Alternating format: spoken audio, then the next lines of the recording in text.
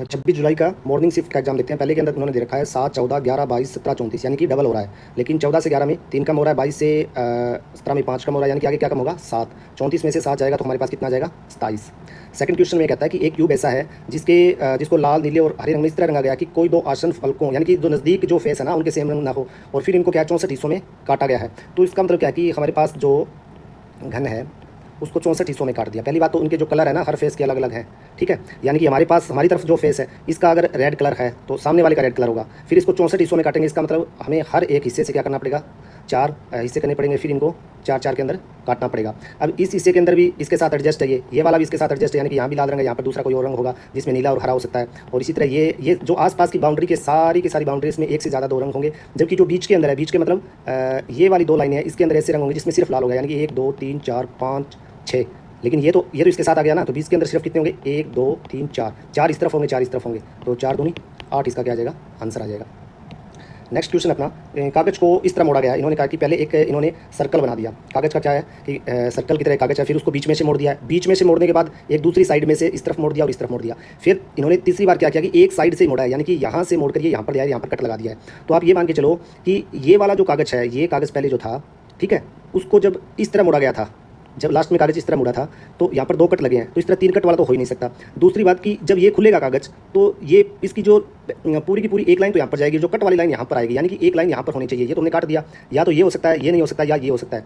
इसके अंदर क्या है कि जब ये 2 कट लगेंगे तो एक कट उस चीज़ का भी लगेगा कि जब ये पूरी तरह खुलेगा तो एक तो लाइन यहाँ पर आ जाएगी, दूसरी लाइन इस वाले कागज़ के अंदर आपने देखा होगा इस तरह का जो कागज़ था, ठीक है। आप कागज़ काट के देखना, जब इसमें हम लगाएंगे तो इसकी लाइन एक इस तरह बीच में आएगी, यानी कि ऐसी लाइन जो इस तरह चल रही है। ये सिर्फ यही आंसर है। आप कागज़ को काटिए एक बार, ठीक है, अखबार के पेज को या किसी को, फिर उसमें आधा लेकर उसे इस तरह मोड़ दीजिए, ठीक है। मोड़ने के बाद में उसका ये एक हिस्सा है उसको फिर दोबारा मोड़ दीजिए, इस हिस्से को नहीं मोड़ना आपको, तो आपको पता चल जाएगा कि सबसे पहली लाइन है वो ये आएगी, ठीक है, और फिर ये लाइन और ये, यानी कि 3 की लाइन आएगी। ये आप प्रैक्टिकल करेंगे तो इस तरह क्वेश्चन कर सकते हैं। ये तो सभी को ही पता है। सूर्यग्रहण का मेला वो कहाँ लगता है? ब्रह्म सरोवर कुरुक्षेत्र के अंदर लगता है। थानेश्वर में कौन सा मंदिर राजा हर्षवर्धन के शासनकाल में? ये भी आसान क्वेश्चन है। कहाँ पर है ये? स्थानेश्वर महादेव मंदिर है। ये हर्षवर्धन के टाइम में एक प्रमुख धार्मिक स्थल था। महादेव मंदिर है जो महादेव की पूजा करते थे।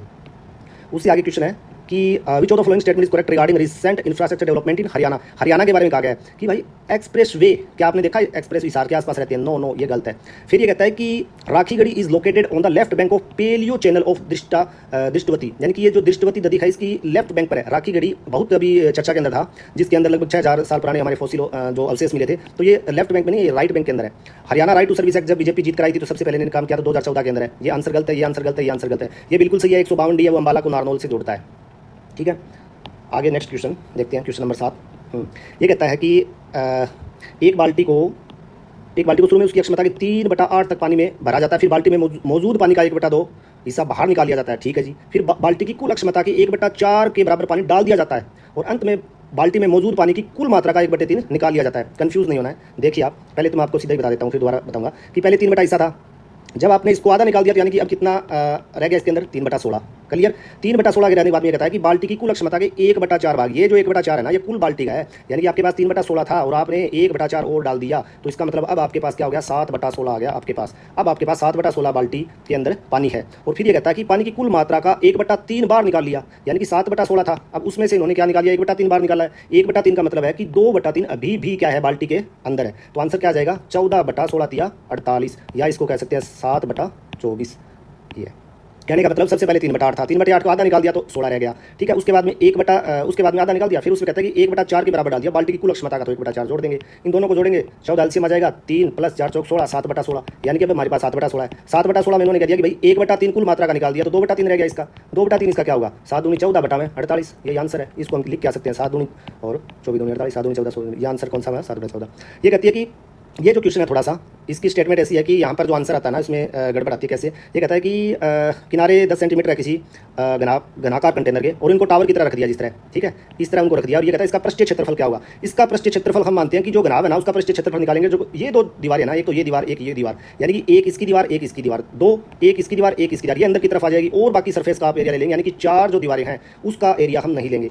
और हमें पता है कि एक जो घनाभ होता है उसका पृष्ठीय क्षेत्रफल कितना होता है 6a², ठीक है, क्योंकि वो उसकी वो अगर हम सारी लाइनें देखते हैं इस तरह तो 6 बनती है तो 6a² होता है। तो 6a² जो हम करेंगे 6a² तो उसके अंदर हमारे पास क्या आएगा, a कितना हमारे पास 10 सेंटीमीटर, 6 × 100 यानी कि 600, एक ग्राम के पास 600 है, टोटल हमारे पास 3 ग्राम है, तो हमारे पास क्या हो जाएगा 1800। लेकिन बीच के 4 फेस क्या है, गायब है।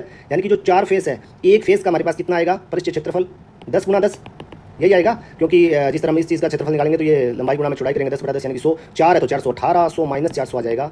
आंसर इसका 1400 ही आ रहा है। अगर हम इसका लेकर चलते हैं पृष्ठीय क्षेत्रफल यानी कि सरफेस संरचना का बाहरी पृष्ठीय क्षेत्रफल अगर हम देखते हैं तो इतना आएगा। वरना तीनों ग्रामों का देखेंगे तो हमारे पास कितना आएगा 600 गुणा में 3, क्योंकि एक का क्या आ जाएगा 6a²। देखते हैं आंसर में इसका क्या होता है। अगर इसके अलावा आपने कुछ अलग तरीके से किया हो तो मुझे कमेंट सेक्शन में जरूर बताना। ये आगे हम क्वेश्चन देखते हैं कि ये कहता है कि यूएनओ का ऑफिस कहाँ पर है। हाँ जी, न्यूयॉर्क। यूएनओ बड़ी इंपॉर्टेंट है तो अमेरिका ही रखेगा। खाने की 2 चीज़ें हैं, वो दोनों की दोनों इटली के अंदर है, ठीक है। फूड एंड जो एग्रीकल्चर ऑर्गेनाइजेशन कहाँ पर है, इटली के अंदर है। फिर ये कहता है कि ये आईए ना, ये इंटरनेशनल एटॉमिक एनर्जी एजेंसी है, ईरान के अंदर जो लड़ाई हुई थी यही इंस्पेक्शन करती थी पहले। जो डील थी ईरान की और यूएसए की, जिसको हम बोलते थे 5+1 डील होती थी, जिसमें 5 मेंबर थे और एक जर्मनी था और ईरान के साथ डील थी। तो इसका जो हैग के अंदर नहीं है, हैग के अंदर तो इंटरनेशनल कोर्ट ऑफ जस्टिस है, दोनों के कोर्ट है। इसका जो एटॉमिक एनर्जी का इसका वियना के अंदर है और that is the capital of Austria. Australia नहीं है, ऑस्ट्रिया, समझ गए ना, यूरोप के अंदर है। यूनेस्को का सभी को पता है। फिर इसके अंदर तो इसमें पूछ रखा है, गलती है भी ध्यान रखना, आपको गलत से पूछ रखा है। ये कहता है कि मूल संविधान में सभी को पता है 4 संविधान 4 फंडामेंटल राइट थे। अभी उसके बाद में उसको क्या हुआ, 44वां जो संविधान संशोधन था 1978 के अंदर, ठीक है, उसमें प्रॉपर्टी के राइट को, कि आपकी प्रॉपर्टी को ले सकता है, उसको फिर संविधान में आर्टिकल क्या बोलते हैं, आर्टिकल अनुच्छेद 300A में डाल दिया। और भाग कौन सा उसका 12, आपको याद रखना पहले 7 कौन सी अच्छा है, तो आंसर क्या आ जाएगा 7 है। ये कहता है कि एक ऐसी संख्या बताओ और जिसमें ए और बी हो, उसका जो एलसीएम हो वो तो 84 हो, ठीक है, और जो एचसीएफ हो यानी कि कॉमन जो फैक्टर 7 हो। अब भाई एचसीएफ इसका ये तो नहीं आएगा, 7 4 28 ये भी आ सकता है, 7 दूनी 14, 7 21 ये भी आ सकता है, 7 21 28। लेकिन ये कहता है कि उसका जो लीस्ट कॉमन जो फैक्टर होगा, यानी कि कम से कम जो गुना करके हम वहाँ पूछेंगे वो 84 हो। अब ये देखो आप, क्या आप 84 ऐसी संख्या है जो इन दोनों से भाग हो सकती है, लेकिन इसके अंदर क्या है कि इनका एचसीएफ है वो 7 नहीं है। इन दोनों का अंदर क्या है 42 दूना 84, लेकिन 28 के साथ इसका मेल नहीं करता है। इसमें 14 इसके साथ भी हो सकता है, इसके साथ। लेकिन यहाँ पर क्या दिक्कत आती है कि ये कहता है कि कम से कम वो संख्या, यहाँ पर तो 21 दूनी 42 है, 42 भी इसका एलसीएम हो सकता है। ये इसलिए कई बच्चे ये करके आए हैं, लेकिन इसका तो 42 भी तो एचसीएम है, 14 थी 42 21 दूनी 42। लेकिन 21 और 28 ऐसी संख्या जिसका सबसे पहला जो इनकी कॉमन फैक्टर होगा ना, सबसे लिस्ट कॉमन फैक्टर होगा ना, वो 84 होगा। 84 वो छोटी से छोटी संख्या होगी जो इन दोनों को भाग कर देगी, जबकि 42 इनकी ऐसी संख्या होगी जो इन दोनों को भाग कर देगी। तो आंसर, और दूसरी बात, इसका भी एचसीएफ 7 है, इसका भी एचसीएफ 7 है, 7 1 7 14, 7 1 7 28। तो आंसर क्या आएगा डी। हमेशा डी से पीछे से चला करो आप जब चेक करते हो, तो उसमें ज़्यादा आसानी रहती है ज़्यादा कर। ये तो आपको पता ही होगा भाई, टीचर के अंदर डी है, डी के अंदर वी डाला हुआ है, तो एस टी वी यानी कि एक छोड़ कर एक आ रहा है, तो डी ई एफ इसमें ठीक है। फिर W1 आपको कुछ भी नहीं देखना है, पीछे FRE है। पहले देखते हैं कि डी है तो साधारण सी बात है, डी है तो क्या आएगा DEF, यानी कि या तो ये आएगा या ये आएगा, ठीक है। आपको वो काट के भी चलने हैं, यानी कि ई वाला काट दिया हमने। अब एफ वाला आएगा पीछे, फिर ये आपका आर है, RST PQRST, यानी कि आर की जगह क्या आएगा टी, यानी कि या तो ये हो सकता है और ये तो हो नहीं सकता, तो आंसर आ जाएगा, ठीक है। The kingdom of Ballabhgarh was annexed by the British, यानी कि 1857 की क्रांति के बाद में बल्लभगढ़ कौन था भी, ये सभी को आपने तो 10 सालों के पढ़ते हुए, नाहर सिंह, ठीक है। आगे क्वेश्चन ये कहता है कि इसका कोई नाम बनाओ भाई, तो आप नाम बनाओगे तो आप बार बार उनको क्या करोगे, इस तरह देखते चलोगे। ये ना यहाँ से आप स्टार्ट हो जाया करो, ठीक है। इस तरह आप जो भी नाम बनाओगे, जिस तरह यहाँ पर 4 नंबर पर क्या है, 4 नंबर पर 1 2 3 4 सी है, फिर 6 पर आप चलेंगे ए है, फिर 2 पर चलेंगे आर है, और फिर 5 पर चलेंगे टी है, ठीक है। फिर 3 पर चलेंगे ओ है, और फिर 1 पर चलेंगे एन है, बात नहीं बन रही है। फिर आप 2 पर चलेंगे आर है, फिर 3 पर चलेंगे ओ है, फिर 5 पर चलेंगे टी है, फिर 4 पर चलेंगे सी है, और फिर 6 पर चलेंगे एन है, फिर 6 पर ए है, और फिर एन है। यहाँ पर भी बात नहीं बन रही है, यानी कि ये 2 हमने काट दिए। फिर हम सीधे कहाँ चलेंगे, 6 पर चलेंगे, यानी कि ए है, फिर ए है, फिर टी है, फिर 2 पर चलेंगे आर है, यहाँ पे नहीं बनेगा। फिर आप यहाँ पर चलेंगे, पहले क्या चलेंगे 1 पर क्या है एन, और 6 पर ए, और आर, 4 पर फिर सी, ओके, और ओ, और 5 पर टी। नारकोट ऐसी चीज़ होती है जो नशे के लिए ज़्यादा यूज़ होती है, ठीक है। वैसे यहाँ पर हमने पीछे से स्टार्ट किया था, लेकिन कई बार ये काम नहीं करता है, यानी कि ज़्यादातर तो ये ठीक है कि हम पीछे से एलिमिनेशन करते हैं तो टाइम बचता है, या तो वो सी या डी पर आ जाता है, लेकिन ये कहाँ था फर्स्ट पर ही है। अब ये तो बड़ा आसान क्वेश्चन है भाई। You are facing rising to, आप इस तरह सूरज उगता है, आप इस तरफ खड़े होते हो, फिर 90 डिग्री यहाँ पर आ जाते हो, ठीक है। यहाँ पर आ गए आप, यहाँ पर ईस्ट था, यहाँ पर आपने साउथ आ गए, यानी कि पूर्व था, दक्षिण पर आ गए, फिर 45 डिग्री वापस एंटी क्लॉकवाइज चले गए। एंटी क्लॉकवाइज मतलब घड़ी के उल्टा, तो ये कौन सी हो जाएगी, ये तो वही हो जाएगी ना जो साउथ ईस्ट, यानी कि दक्षिण पूर्व। ये तो बहुत आसान क्वेश्चन है।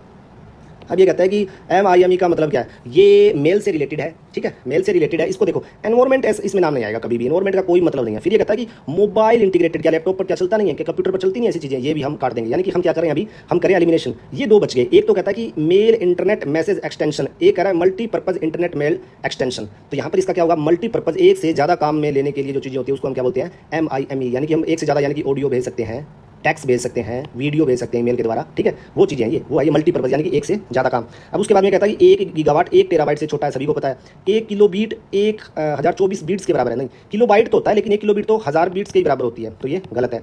1 मेगाबिट 1 मेगाबाइट 1 मेगाबाइट का 1/8वां भाग होता है, ये भी सही है, ठीक है। तो ये सही है, ये गलत है, ये सही है, ठीक है। तो 1 और 3rd हो जाएगा इसका। नेक्स्ट आगे चलते हैं हम। हाँ भाई बोलिए, चौधरी बंसीलाल स्टेडियम कहाँ सुना है आपने? गुड़गांव में कभी सुना है? फरीदाबाद में कभी सुना है? पंचकुला में कभी सुना है? ये लाहली के अंदर है, that is a village near Rohtak, ठीक है। ये इस तरह, अगर आपको पता भी नहीं है तो भी ये क्वेश्चन आप एलिमिनेशन से कर सकते हो। अब ये देखियो, 5 प्राकृतिक भौगोलिक एरिया बताना है कहाँ पर, हरियाणा के अंदर। अब मेरे को ये बताओ, आपको कोई क्वेश्चन नहीं आता फिर भी आप मुझे बताओ कि बुंदेलखंड पठार है ना, ये एमपी के अंदर है, आप किस तरह यहाँ पर ले आओगे? अब कोई पूछेगा जी अरावली भी राजस्थान में है, अरावली राजस्थान में है, लेकिन वो गुजरात से शुरू होती हुई हरियाणा से दिल्ली तक आती है, तो उसका भाग हमारे पास है यमुना, गगरकार, शिवालिका, तो होना ही होना है, ठीक है। इस तरह एलिमिनेशन से कर सकते हो अगर आपने ये नहीं भी पढ़ा तो भी। अब कहता है भी what percentage of geographical area, हमें सभी को ही पता है, ठीक है। अच्छा, ये उसको पूछ रखा है, national parks, wild life sanctuary और कंजर्वेशन रिजर्व का, ये तो आपको या तो पता है या नहीं पता है। ये 1% से कम आता है, 0.75 ये रटने वाला सा क्वेश्चन है, ठीक है। इंडिजीनियस कैटल ब्रीड, मान लो ये किसी भी बच्चे को नहीं आता, ये गलत कर ही नहीं सकते। आपने एक नाम जरूर सुना है, मुरा बफेलो, बस। और दूसरा हरियाणा काऊ, और जो देसी गाय जो हमारी गौशाला में होती है, ये इसका आंसर है। ये तो सभी को मतलब एलिमिनेशन कर सकते हैं। अब ये थोड़ा सा प्रैक्टिकल क्वेश्चन पूछ लिया कि परिवार पहचान पत्र, इसमें आप अब देखना, only Haryana residents gate a family ID, only Haryana residents, यानी कि सिर्फ वो। अब मान लो आप हरियाणा के राजस्थान में रहते हो, क्या आपको वो नहीं मिलेगा, फैमिली आईडी नहीं मिलेगी? कि आपके पास डोमिसाइल हरियाणा का और आप कहीं भी जयपुर में रह रहे हो, क्या नहीं मिलेगा? Only residents, that is wrong. फिर कहता है कि PPP is mandatory for all residents, मान लीजिए कि आप हरियाणा में रह रहे हो, दिल्ली के हो, राजस्थान के हो, कहीं से हो, क्या मैंडेटरी है? ठीक है, नहीं है, बिल्कुल भी नहीं है। फिर ये कहता है कि families outside Haryana get a 9 digit ID starting with letter T, तो ये बड़ी कॉम्प्लेक्स ऐसी स्टेटमेंट बनाई है, आपको पता होनी चाहिए कि हाँ उनको टेम्परेरी दिया जाता है कार्ड, और ये सही भी है। ये कहता है कि temporary ID are for migrant workers only, अब ये ओनली लिख दिया ना, बहुत बड़ी बात है कि जो क्वेश्चन पेपर बना रहा है वो इतनी तरह से इसकी पेपर को रिसर्च करे कि हाँ माइग्रेंट वर्कर कोई मिलेगी, दूसरे वर्कर, माइग्रेंट के अलावा भी तो बहुत वर्कर होते हैं, इसके अलावा बिना वर्कर के भी कोई प्रोफेशनल आ सकता है, कोई भी आ सकता है, तो ओनली तो कभी भी उसका कोर्ट में चैलेंज हो सकता है। तो यहाँ पर ये गलत है, मैंडेटरी गलत है, इतना जरूरी नहीं है, ओनली फिर गलत है, तो यह आंसर इसका ये रियल में स्टेटमेंट सही है। अब ये डाइक्लोफेनिक दवाई थी, वेटनरी के अंदर दर्द बुखार के लिए पशु में यूज होती थी, लेकिन इस जब पशु बीमार होता है, डाइक्लोफेनिक बॉडी में लगती है, मरता है, तब उसको गिद्ध खाते थे, वल्चर, गिद्ध खाते थे वल्चर, और जब ये बार बार बहुत ज़्यादा खाने लगे तो उनकी किडनी खराब हो गई, गुर्दे खराब हो गए, उनके 97% से ज़्यादा संख्या इनकी खत्म हो गई, विलुप्त हो गई, इसलिए डाइक्लोफेनिक को हमने बैन कर दिया वेटनरी के अंदर, लेकिन अभी भी कहीं कहीं इसका यूज़ होता है। नेमुसलाइड को भी बैन कर दिया। ये प्रैक्टिकल चीज़ें जो न्यूज़पेपर में आती है। अब ये कहता है कि हरियाणा में चित्रकला की बात चल रही है भाई, हरियाणा में सबसे पुरानी कलात्मक अभिव्यक्तियों की खोज सीसवाल साइट पर की गई, जिसमें दिस एंड दिस था। कालियो हमें नहीं पता, लेकिन ये पता है कि सीसवाल साइट हड़प्पा संस्कृति से भी पहले की है। आगे चलते हैं, पिंजौर में रंग महल, औपनिवेशिक काल के ब्रिटिश कलाकारों द्वारा दीवार चित्र। अच्छा, ब्रिटिश क्या रंग महल नाम रखेंगे? ये तो मुगलों के टाइम का है पहले का, तो ये गलत है। कुरुक्षेत्र में भद्रकाली मंदिर में किसी भी प्रकार की भीतर चित्र का म्यूरल का भाव है। क्या कोई राइटर इस तरह देख के गया था कि सारी दीवारों के अंदर किसी भी प्रकार की? ऐसा तो नहीं हो सकता। ये स्टेटमेंट तो बड़ी एक अब्सोल्यूट स्टेटमेंट है, कभी भी गलत हो सकती है, कि हो सकता है थोड़ी सी दीवारों पर चित्रकारी हो इतने बड़े मंदिर के अंदर, तो ये आंसर भी गलत है। पंचकुला और पिंजौर में अस्तर बोर पेंटिंग नहीं मिलती। कितना एरिया ले लिया, पंचकुला में भी ले लिया, पिंजौर में भी ले लिया, अस्तर बोर है तो नजदीक ही उनके, ठीक है, रोहतक डिस्ट्रिक्ट के आसपास है, तो ये स्टेटमेंट भी गलत है। हाँ, हमें सिर्फ इतना पता है कि सीसवाल साइट पुरानी है, ये नहीं पता भी पुरानी, मान लीजिए कि सिर्फ यही खोज है, लेकिन हाँ वहाँ तो भीमबेटका मध्य प्रदेश में बहुत सी हमें वो मिलती है, जो केव बोलते हैं उसको, जिस तरह पत्थरों के अंदर जो लोग रहते थे केव के अंदर, तो लेकिन हमारे पास तो इतने पत्थर या ऐसी चीज़ें नहीं थी, हरियाणा के अंदर तो प्लेन ग्राउंड थे, तो सीसवाल सबसे पुराना है। और ये तीनों की तीनों साइट ऐसे क्वेश्चन है जो कि बिल्कुल हमारे सही नहीं बैठते हैं, तो जिसको नहीं आता उसको भी ये क्वेश्चन ये इस तरह वो कर सकता है कि पिंजौर और रंग महल और उसका ब्रिटिश का कोई लेना देना नहीं था, इन्होंने थोड़ी दीवार इतने तक साफ रही फिर उन्होंने चित्र बना दिए। और कुरुक्षेत्र में भद्रकाली मंदिर में किसी भी प्रकार की नहीं मिलती है, कैसे कह सकते हो, मिलती है। पंचकुला पिंजौर में भी अस्तर बोर पेंटिंग, क्योंकि पेंटिंग एक जगह स्थायी थोड़ी रहती है, आसपास के एरिया में तो घूम सकती है, अस्तर बोर से थोड़ी बहुत आगे पीछे जा सकती है। तो इसका आंसर क्या है? ए। फिर आगे हम चलते हैं, कुछ क्वेश्चन ऐसे होते हैं जो आपको कॉमन सेंस से भी करने होते हैं, जिसमें सिर्फ हरियाणा का कैपिटल शहर है। बताइए आप, रानी अवंती बाई, अवंती आपने अगर देखा होगा इस तरह के नाम कहाँ होते थे? अवंती वाला शहर है वो मध्य प्रदेश के आसपास या महाराष्ट्र के आसपास, गुजरात बॉर्डर वहाँ पर है, तो ये मध्य प्रदेश में। बेगम हजरत महल ये शायद लखनऊ में 1857 की क्रांति में थी, ठीक है। रानी लक्ष्मीबाई हमें पता है मध्य प्रदेश झांसी से थी और यूपी और से रिलेटेड थी। रजिया सुल्तान हमें पता है कि इनकी क्या डेथ हुई थी यहाँ पर, ठीक है। तो ये क्वेश्चन भी सभी को आता होगा मेरे ख्याल में। हाँ, ये न्यूज़ वाला क्वेश्चन है, बड़ा ही छिपा हुआ क्वेश्चन है, इसको हम जल्दी नहीं बता सकते, सिर्फ इतना बता सकते हैं इसमें एक ये देखना, एक तो संशोधित है, संशोधित है तो थोड़ा सा हम इसको काट सकते हैं कि हाँ कि बढ़ाई है, कि इनाम बढ़ाया ही है, तो ये हो सकता है या ये हो सकता है। तो ये तो भाई जिसको पता था वही सही करेगा। पहले 50,000 थी, अगर पहले का ही पता होता तो आप थोड़ा सा अंदाजा लगा लेते कि 1 लाख है। ये क्वेश्चन करना मुश्किल था थोड़ा। ईमेल एड्रेस वाला प्रैक्टिकल क्वेश्चन है, कहीं से आप नहीं पढ़ सकते। ये कहता है कि ये चेन अवश्य होना चाहिए। अब बताइए, कोई आपने ईमेल एड्रेस देखा जिसमें आपकी ईमेल एड्रेस देखने चाहिए, @ तो होगा। फिर कहता है केयर सेंसिटिव, आपने कई बार देखा होगा बहुत से फोनों में बार बार आईडी बनाते हो, कभी आपने छोटा नाम लिख दिया, कभी आपने बड़ा नाम लिख दिया, कैपिटल लेटर स्मॉल लेटर, ये कैन सेंसिटिव नहीं होता। ईमेल के 2 फील्ड में केवल एक प्राप्तकर्ता हो सकता है, ऐसे थोड़ी काम चलेगा। बड़े बड़े बिजनेस होते हैं, उन्होंने तो एक साथ बहुत सी ईमेल भेजनी होती है। आपने कई बार एड भी देखी होगी बहुत से सॉफ्टवेयर में कि आप इस तरह, यूरोप में अमेरिका में बहुत चलता है कि हमारी जिस तरह व्हाट्सअप की तरह वहाँ पर ईमेल मार्केटिंग होती है, ठीक है। तो ये सही है, केस सेंसिटिव नहीं होता, लेकिन ईमेल 2 फील्ड में केवल एक प्राप्तकर्ता नहीं बहुत से हो सकते हैं। तो आंसर क्या होगा इसका? सही पूछा है, गलत पूछा है भाई, तो इसका ये गलत है। और ये भी गलत है, कैन सेंसिटिव होता है, नहीं होता, तो 2 और 3 गलत है, यानी कि ये आंसर है। ये एक ऐसा दैनिक जीवन का क्वेश्चन है जो हम अगर नजर रखेंगे उसके ऊपर। अब ये भी देखना, मान लो कंप्यूटर किसी ने पढ़ा, ये कहता है कि एक्सेल के अंदर सेट रूल सेट करा है। ये फॉर्मेट पे एंटर क्या करेगा? यहाँ पर बात हो रही है कि सेट रूल कौन करा है फॉर्मेट बनाने के लिए, जितनी भी सेल उनकी फॉर्मेट बनाने के लिए। अब देखिए, नंबर फॉर्मेटिंग, नंबर बढ़ाने हैं तो ये भी नहीं। सेल स्टाइल्स, ये नाम देखिए आप, कंडीशनल का मतलब होता है किसी को ट्रेनिंग देना, किसी के लिए रूल बनाना, ठीक है। अगर आप इस नाम का अर्थ समझते हो तो आप ये क्वेश्चन कर सकते हो बिना कंप्यूटर के पढ़े हुए भी। मानता हूं कि ये क्वेश्चन मुश्किल ही था अगर जिसने कंप्यूटर कम पढ़ा है। हाइपरलिंक तो आपको पता होगा कि बीच में जो लिंक दे देते हैं, आप गूगल पढ़ते हो, मान लीजिए ये कोई ऐसी चीज़ है जो मैं पढ़ा रहा हूँ, मैंने यहाँ पर क्या दे दिया, किसी चीज़ का लिंक दे दिया। कोई भी ऐसी चीज़ आई जिसमें डाटा, कंप्यूटर नाम आया, कंप्यूटर के नीचे एक नीली सी लाइन दे दी, आप इस पर क्लिक करोगे तो आप कंप्यूटर पर चले जाओगे, समझ गए आप। यानी कि ऐसी लिंक जो आप वहाँ पर पढ़ते पढ़ते बीच में आपको एक ऐसा नाम आ गया, हाइपरलिंक की नाम आ गया। यहाँ पर भी क्या क्लिक, मैंने एक लाइन दे दी, इसको हाइपरलिंक डाल दिया, यहाँ पर आप क्लिक करोगे तो आप हाइपरलिंक में चले जाओगे। गूगल में बहुत सी साइट पर आपने देखा होगा। तो ये क्या होता है, a program use to store online transaction ना भाई, आपने गूगल पे में कहीं इसका नाम सुना नहीं होगा। एक clickable object that takes you to another web source, हाँ ये आंसर आपका, ठीक है। फिर कहता है कि ए और बी धनात्मक पूर्णांक है जिनकी ए स्क्वायर माइनस बी स्क्वायर बराबर 31 है, तो ए बी का मान। अब हमें ये पता है कि ए स्क्वायर माइनस बी स्क्वायर क्या होता है, ए प्लस बी और ए माइनस बी। यहाँ पर प्रॉब्लम क्या आती है कि 31 के कौन से गुणज है जो दोनों गुणा करके 31 आते हैं, भाई वो तो एक ही है, या 31 है और एक है। यानी कि ऐसी चीज़ दो जोड़े तो 31 आए, घटा करे तो एक आए, दोनों में डिफरेंस क्या होगा, यानी कि 16 माइनस 15 होगा, ठीक है। और यहाँ पर क्या होगा, 16 प्लस 15 होगा, समझ गए। तो 31 गुणा 31 आएगा। अब हमारे पास ये पता चल गया हमें कि ए और बी में क्या है, ए 16 है और बी क्या है, 15 है। इन दोनों का गुणा कर दीजिए। सबसे पहले क्या 0 आ रहा है तो आपका आंसर आ जाएगा, ठीक है। यही होगा, कोई गलत तो नहीं कर दिया मैंने। ए स्क्वायर माइनस बी स्क्वायर ए प्लस बी 16 और 15, तो इसकी मल्टीप्लाई करके आप देख लेते हैं एक बार। 15 छिक 90, 9 और 15 निमा 15 छिक 90, 9 और 15 और 9 24, ठीक है, समझ गए ना। अब 31 ए स्क्वायर माइनस बी स्क्वायर तो आपको पता होना चाहिए ना, ए प्लस बी और ए माइनस बी है, ये हम इसको इस तरह तोड़ सकते हैं। तो ऐसी दो संख्या, इसको एक्स मान लीजिए, इसको वाई मान लीजिए, क्या कोई ऐसी संख्या है जिसका जोड़ पूरी तरह से क्या जाए, ये लिख रखा है इन्होंने धनात्मक पूर्णांक, इसलिए लिख रखा है पॉजिटिव इंटीग्रल, तो वो सिर्फ और सिर्फ क्या होगा, 31 गुणा 1 होगा। यानी कि जोड़ करने पर 31 आए, घटाने पर 1 आए, वो तो 16 और 15 ही है, ठीक है। आगे क्वेश्चन कहता है, भाई ट्रिग्नोमेट्री का क्वेश्चन है। ये कहता है कि एक यहाँ पर मीनार है और यहाँ पर 60 डिग्री का एंगल बनता है, ठीक है, और यहाँ पर 30 का एंगल बनता है, यहाँ पर 30 का एंगल बनता है, मतलब 50 मीटर इस तरफ जाने पर क्या बनता है, 60 डिग्री का एंगल। क्योंकि जैसे जैसे आप मीनार के नज़दीक जाओगे ना, ये अच्छा हाइट है, तो वैसे आपकी गर्दन ऊपर होती जाएगी, यानी कि 60 डिग्री का एंगल है। आपको ये निकालना है, ये दे रखा है, ये एक्स मान लीजिए, ठीक है। यानी कि ये कहता है कि जमीन पर एक बिंदु ए से एक ऊर्ध्वाधर मीनार के शीर्ष का उन्नयन कोण 30 है, ठीक है। एक बिंदु बी से जो बिंदु ए से मीनार के आधार से 50 मीटर अधिक निकट है, मीनार के शीर्ष का उन्नयन कोण 60, मीनार की ऊंचाई। आपको पता होगा एक फार्मूला होता है, हो सकता है बच्चों को ना पता हो, लाल कक्का जैसी फार्मूला है, यानी कि साइन कोस टेन, ठीक है, जिसमें लंब बटा आधार, ये होता है लंब और ये होता है आधार, ठीक है। ये लंब और ये आधार आपको निकालना, वो ऊपर रखो, आपको लंब निकालना है और नीचे जो दे रखा है वो रखो, और इसको हम क्या बोलते हैं, टेन थीटा। यहाँ पर क्या है, 30 डिग्री।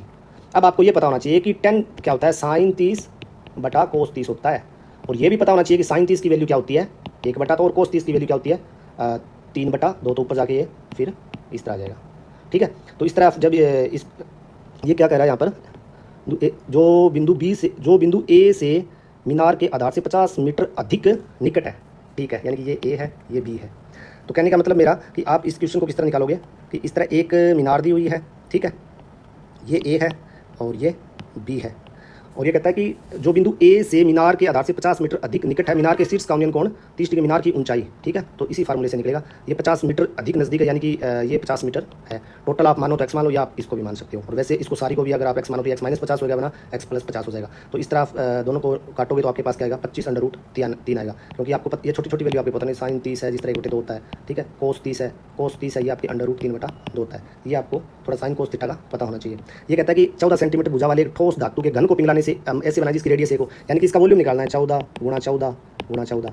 इतने वॉल्यूम से हम बनाएंगे जिसमें क्या बन जाएगा, एक छोटा गोला। छोटे गोले का वॉल्यूम क्या होता है, 4/3 पाई r³ r³ की कोई वैल्यू नहीं है। क्यों वैल्यू नहीं r³ की, क्योंकि r तो है ही एक, ठीक है। तो आप इस तरह जब इन सब की गुणा करोगे और उससे किससे भाग करोगे, फिर 4/3 गुणा में 22/7 से गुणा करो, और ऊपर क्या है, 14 × 14 × 14। इस कैलकुलेशन से आप करोगे तो ये निकल जाएगा। कंसेप्ट मैं आपको ये बता देता हूँ, कंसेप्ट क्या है ये, कंसेप्ट ये है कि एक ठोस धातु का घन है, तो उसका जितना वॉल्यूम होगा ना, और उससे हम क्या बनाएंगे, गोला बनाएंगे, तो गोले का वॉल्यूम से हम भाग कर देंगे। और इसका फार्मूला ये होता है, r³ का मतलब त्रिज्या क्या है इसकी, 1 सेंटीमीटर है, तो 1 की क्यूब 1 ही रहेगी, ठीक है। पाई को 22/7 मान लीजिए, जो भी आपके पास कैलकुलेशन आएगी। अब ये कहता है कि x + 1/x = 2 हो, तो x5 + 1/x5 की वैल्यू क्या होगी। तो इसके अगर हम देखें तो x + 1/x 2 है, तो 1 आप मान के चलिए। अगर वैसे तो आप है ना इसको x से इस तरह x की वैल्यू इसमें निकाल सकते हैं। आपने x इसको ले लिया, यहाँ पर क्या हो जाएगा, x² गया 1 = 2x इस तरफ आ गया, ठीक है। ये आपके पास समीकरण बन गई।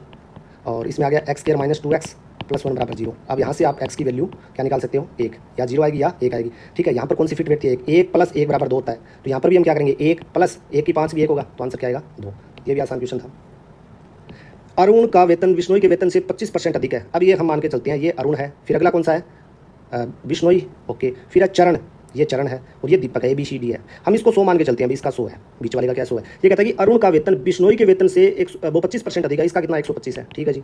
फिर कहता है कि चरण अरुण से 40% कम कमाता है। चरण है वो अरुण से अब 40% कम कमाएगा, इसका मतलब कितना कमाएगा भैया, अगर इसका 125 का 40% हम करेंगे तो हमें पता होता है क्या कि 100 का क्या होता है 40 और 25 का 40 क्या होता है 10, यानी कि 10 और 40 और 10 50 जब हम इसमें से घटाएंगे तो हमारे पास कितना बच जाएगा, इसके पैसे 75। फिर ये कहता है कि दीपक बिश्नोई से 30% अधिक कमाता है। हमें तो पता है कि दीपक है ना, ये बिश्नोई से 30% यानी कि 130 कमाता है। ठीक है भाई, दीपक का वेतन चरण के वेतन से कितना अधिक है, अब 130 है, वो 75 से कितना अधिक है। अगर ये 150 होता तो हमें पक्का पता चल जाता कि ये क्या डबल है इसका, मतलब 100% ही है, लेकिन 150 से तो कम है। 150 से कितना कम है, ये आप देखिए, ये 55 कम है। ठीक है, 55 कम है। और ये कहता है कि दीपक का वेतन चरण के वेतन से कितना अधिक है, तो 55 बटा में हम क्या करेंगे 75 गुणा में 100, 11 5 55, 15 पा 75, और जब हम इसकी मल्टीप्लाएंगे तो हमारे पास आंसर क्या आएगा 73.33। ये इसका आंसर, यानी कि आपको थोड़ा जब हम जो भी चीज़ मानते हैं उसको ध्यान में रखना है कि बीच वाले का हमें मान लेना चाहिए। ये आपको मेरे ख्याल में तो आना चाहिए कि 6 लड़कों का उस इतना है, एक बंदा आ गया 4% बढ़ गया, फिर 8वां बंदा आ गया 1 किलो बढ़ गया। अब इसमें आप देखो ना 6 का कितना था टोटल, 6 का तो 50 एवरेज है, तो मतलब टोटल 300 था। ठीक है जी। कहता है कि 7वां बंदा आ गया, ठीक है, और नया 4% बढ़ गया, 4% का मतलब 4% का मतलब यहाँ पर क्या आ गया, और नया औसत पहले कितना था 50, 4% का मतलब 2 किलो और बढ़ गया, यानी कि 52 बढ़ गया। और लड़के कितने आ गए, एक और आ गया 7 हो गया, यानी कि 7 दूनी 14 और 7 5 35, 354 हो गया। अब 8वां आ गया जी, और अब क्या हुआ, औसत 1 किलोग्राम और बढ़ गया, यानी कि 53 हो गया। 8 दिया 24, 2 8 5 40 और 2 42, 424 हो गया। ठीक है, 8वें लड़के का वजन बताओ, बता सकते हो आप इसे। 8वां लड़का 424 माइनस 354 करेंगे हम, तो क्या आ जाएगा 0, 12 में से 5 गए, गड़बड़ तो नहीं कर दी कहीं, 424, 8 दिया 24 और 8 42, ठीक है, 7 दूनी 14, ठीक है, 7 5 35 36, यहाँ पर क्या आएगा 364, 12 में 6 गए 6। ठीक है, इस तरह थोड़ी सी कैलकुलेशन की मिस्टेक से आपका 1 मिनट खराब हो सकता है, कैलकुलेशन तेज होनी चाहिए। ये कहता है कि सन टेम्पल 8 मोधेरा, मान लीजिए बिल्कुल ही नहीं आता, वही मैं कहता हूँ कि एलिमिनेशन से कैसे थोड़ा सा देखते हैं। सन टेम्पल 8 मोधेरा आपको पता होना चाहिए, दैट इज इन गुजरात, ये गुजरात के अंदर है। यहाँ पर द्रविडियन की बातें ज़्यादा नहीं चलेगी, कलिंग उड़ीसा के अंदर है। ठीक है, इंडो इस्लामिक यहाँ पर, और मारू गुजरा सबसे ज़्यादा यहाँ पर किसने रूल किया था, गुर्जर प्रतिहार जो डायनेस्टी थी वहाँ पर। तो सन टेम्पल की जो आर्किटेक्चर स्टाइल है वो मारू गुजरा, ये याद होना चाहिए। आप ये एलिमिनेट कर सकते हो, ये एलिमिनेट कर सकते हो, इन दोनों में आपको पता होना चाहिए, यानी कि आप 50% सकते हो, पहुँच सकते हो, लेकिन उसके बाद में आपका कुछ पढ़ा हुआ होना भी चाहिए। फिर कहता है कि which of the following is not a factor use to classify climate in Koppen. आपने क्लाइमेट पढ़ा है, उसमें वो निशान लगा कर देते हैं, जिस तरह WH दे दिया, T दे दिया, यानी कि वो छोटे छोटे अक्षरों से क्लाइमेट बताता है। आपने अगर देखा होगा तो 10वीं 11वीं 12वीं की ज्योग्राफी में हो सकता है ये। ठीक है, उसमें वो देखते हैं कि ड्राई है, मोस्ट है, उसमें देखते हैं कि हाई टेम्परेचर है, लो टेम्परेचर है, डेंस है या झाड़ियाँ है, किस तरह की। लेकिन विंड की, हवा की कहीं बात नहीं करते, हवा का उन्हें कुछ पता नहीं, मतलब कोई नहीं करते कि हवा तेज है धीमी है, ऐसी कोई बात नहीं। तो आंसर क्या आएगा, ये कहता है कि ट्रॉपिकल वेट होता है एंड ड्राई सवाना क्लाइमेट कौन सी सिटी के अंदर होता है, जो हमारी जो कर्क रेखा है ना, ये जो गुजरती है इंडिया के अंदर। ठीक है, आधा इंडिया 50%, लगभग 50%। अब आप ये देखिए सर, शिलोंग मेघालय की राजधानी यहाँ पर है, श्रीनगर जम्मू कश्मीर यहाँ पर है, उसके बाद में शिमला यहाँ पर है, बेंगलोर यहाँ पर है। सिर्फ एक ही सिटी है जो कि ट्रॉपिकल के अंदर है, और ये ट्रॉपिकल का ही पूछ रखा है। ये अगर किसी को नहीं पता तो अभी इतना कॉमन सेंस में आपको होना चाहिए।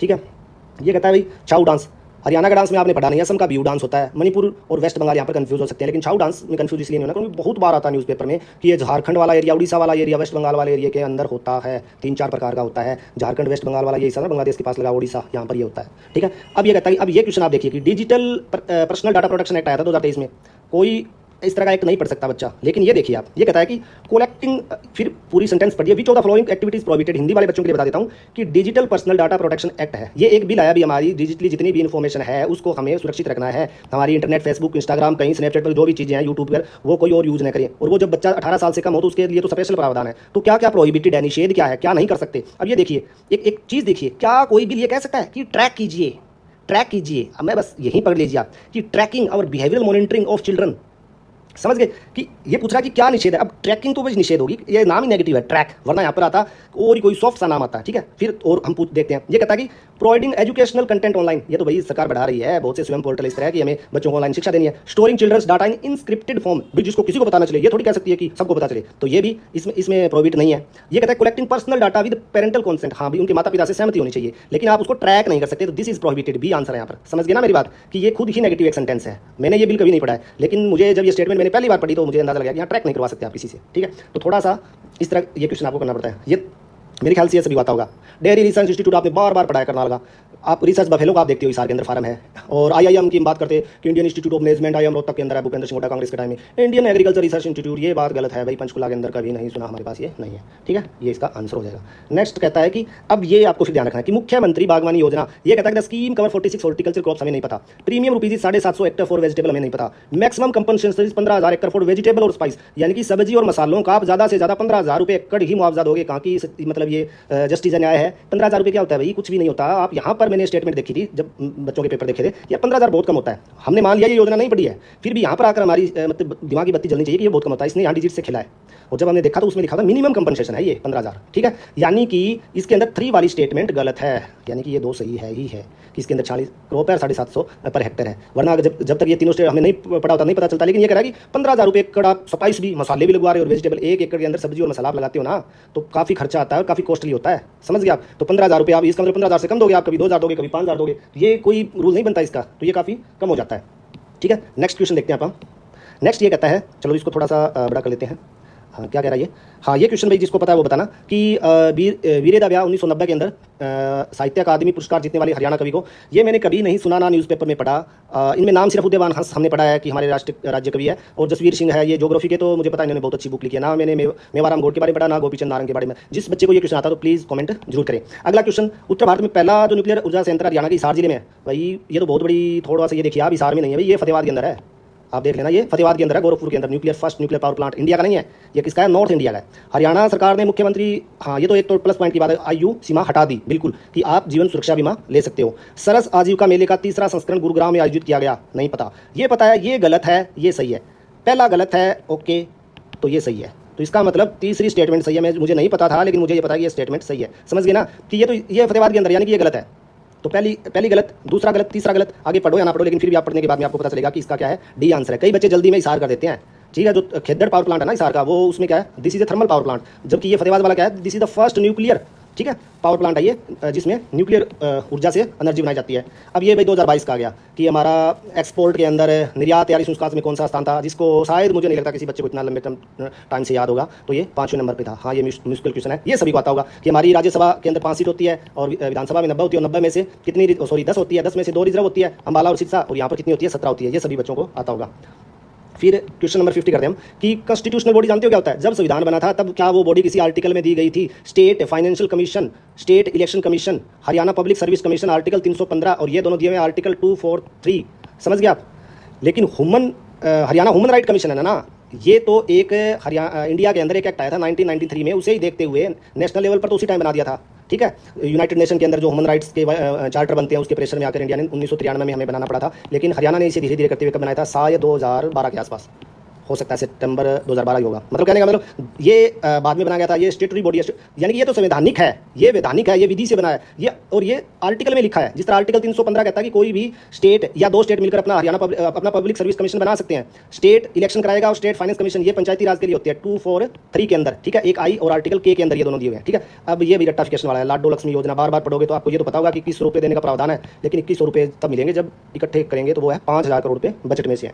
ठीक है, तो अगली हम नेक्स्ट थोड़ी देर में स्टार्ट करते हैं। 51 क्वेश्चन हमने कर लिए।